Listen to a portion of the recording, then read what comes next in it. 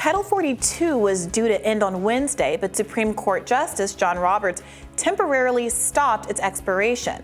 The Trump-era immigration order was implemented in 2020 at the height of the pandemic to halt the coronavirus from spreading across the southern border via an influx of migrants. The Supreme Court has ruled that it should stay in place until GOP-led legal challenges can play out. The Biden administration has failed to lift Title 42 since Biden came into office. Now it is saying it is barred from doing anything because of the order. Here's what White House Press Secretary Karine Jean-Pierre said on Monday in defense of the administration's position. Let's watch.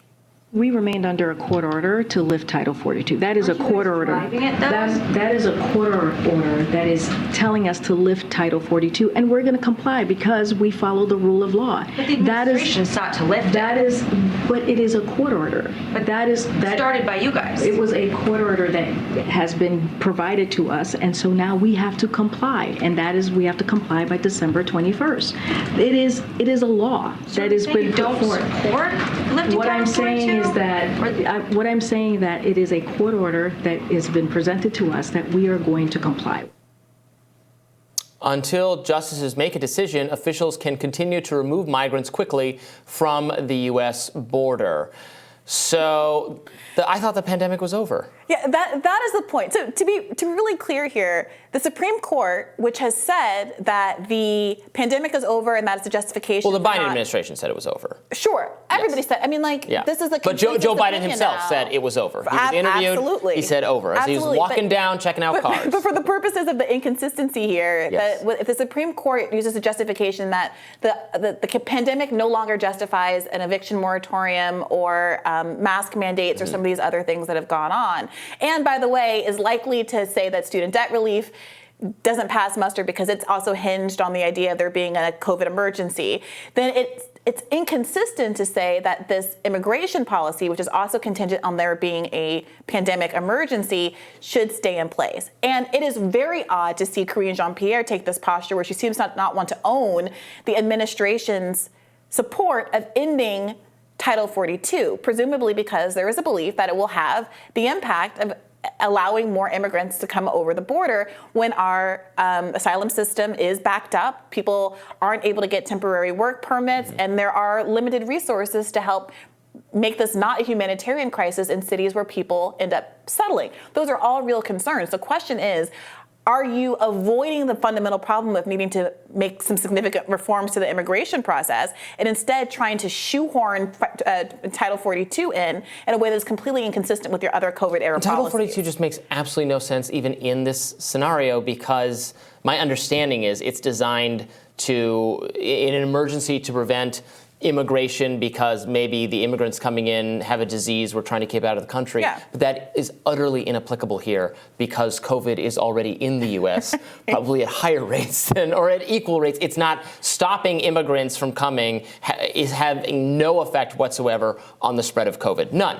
So to use that justification is absolutely. It's just wrong. So even if you support having less immigration, if you want more immigration restriction, you should own that in a responsible way and think the policies should be different to keep immigrants out. You should not try to come up with some made-up justification hinged to Title 42, which doesn't apply here at all. It doesn't fit that rationale. Yeah, especially if you were politically antagonistic to the idea of COVID justifications for things. Hypothetically, if you were a liberal who has always wanted all of these COVID era policies and also is saying, okay, let's, I wouldn't love it, but it would at least is internally inconsistent. But what is really frustrating, although I guess that's akin-ish to what the Biden administration has done. I mean, they didn't love the COVID powers being taken away from them. They're kind of like begrudgingly, well, what else can we do? They're being taken away from us. It's still this weird mixed messaging because Karine Jean-Pierre, I mean, that back and forth that we saw, that was about a reporter saying, wait, do you want to get rid of Title 42 or do you not want to get rid of Title 42? And Karine Jean-Pierre saying, well, we have a court order, we have to get rid of Title 42. So the Biden administration has been under a lot of pressure from activists to get rid of it. I think that it doesn't want the political heat of being the Biden administration lets immigrants pour over the border because it gets rid of Title 42. So it's trying to hide behind the fact that its hand was forced so that it can appease activists at the same time as avoiding some of the responsibility for the outcome. This is all not doing anybody a real service. It's not helping immigrants who need you to be substantively owning the crisis and saying that you can have a genuine humanitarian interest in the people who are coming here, a genuine commitment to addressing the reasons why they've come here, which have a lot to do with foreign policy and American sanctions, and at the same time be cognizant of the fact that people who are living in America are really fussed about the idea that all of this money is potentially being spent on immigrants when their own life is so horrific. Well, and we've seen, the pictures from the border, and it does not look. We see the numbers of people sleeping. The conditions we have for them are not good enough, so they're sleeping outdoors. It gets very cold at night. Yes. We see people, streaming across the river. We know many of them have come through unsafe conditions. So you can be totally just concerned about the reality of the situation. It needs a legislative answer. Yes. It needs Congress to do something in partnership or in understanding with the executive branch, and law enforcement needs to come together and figure this out. Trying to do this randomly based on policies that don't apply whatsoever makes no sense. It's embarrassing for America to say, give me you're tired, you're hungry, you're poor, and we're going to let them sleep under a bridge in El Paso. It's ridiculous. Well, speaking of, a record number of migrants have crossed the U.S.-Mexico border since President Biden took office, and the crossing has increased in recent days, forcing the city of El Paso in Texas to declare a state of emergency. Here is Mayor Oscar Lesser addressing the crisis on Monday. Let's watch. We know that Title 42 looks like it's going to be called back on Wednesday. We felt there was proper time today to call a state of emergency. And the reason why we're doing it is because I said from the beginning that I would call it when I felt that either our asylum seekers or our community was not safe. And I really believe that today our asylum seekers are not safe, as we have hundreds and hundreds on the streets. And that's not the way we want to treat people. Worries about the influx of migrants aren't only plaguing southern states. New York City's Mayor Eric Adams said the expiration of the Trump-era order means more migrants, which means a bigger strain on public services for New Yorkers. In a statement Sunday, he said that he refuses to be forced to pick addressing the needs of new arrivals over current New Yorkers. And it shouldn't be a zero-sum game, right? I mean, we talk about this all the time in the context of Ukraine funding. We know that money materializes for the causes that seem to be important to the deep state, to the American government, to the capitalists, to the to the corporatists in charge, and suddenly it's working class people fighting over pennies when it comes to something like these immigration reforms. And I understand people have different feelings about America's spending. People have, in my view, and in most economists' view, antiquated understandings of how the U.S. economy works. It's not like a personal household budget.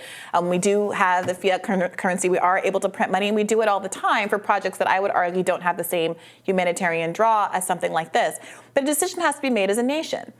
Do you want to forego what I thought was once a proudly held American principle of being a beacon for asylum for the rest of the world, to say that we have this amazing democracy, that we have these speech rights and freedoms, and we protect people from marginalized groups and who are being attacked and persecuted for political reasons in their country, and therefore we have an asylum process through which people can make their claims and either be accepted or denied before they're sent back home or allowed to stay?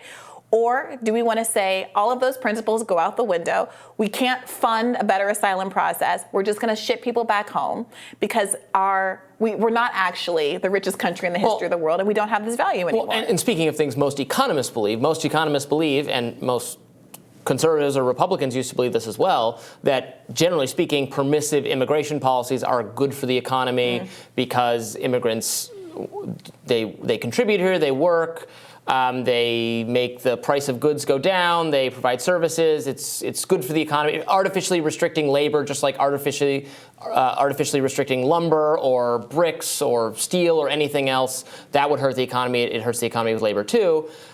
Now I understand that doesn't address people's concerns with like people streaming across and then overwhelming emergency services and Why actual is that border happening? areas. They don't have work permits. Because we don't. They're not allowed to work. Right. You know, these people want to work. Which is the most ridiculous thing Yeah. of all. Yeah. But if we had saner laws, we could have a better grasp of this reality. We could understand. We could have more awareness of and preparation for who's coming in.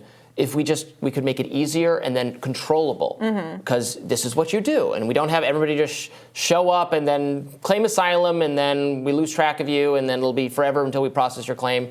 When you're not really, asylum doesn't actually fit your circumstance. We don't have to do that. We just need to change the actual laws. Yes, and that starts with, I think, really funding. You got to fund the asylum system. You got to fund the border. Sorry. What do we got to fund? The asylum system, the very system that is implemented to actually Let's get administer work permits for people to come here, and then go back and forth if they need. Well, you need to hire the administrative staffers to be able to process and administer those permits. Like, that's part of the issue. Why don't we shuffle some people into this from elsewhere in the government? You just want to rubber stamp everybody who comes about. Breaking news: Robby Soave wants to rubber stamp work permits for everybody who comes across the border without any administrative process whatsoever. I'd rather do that than hire more G-men. All right, look, I'm amenable to it. We'll keep talking about this and have more rising for you right after this.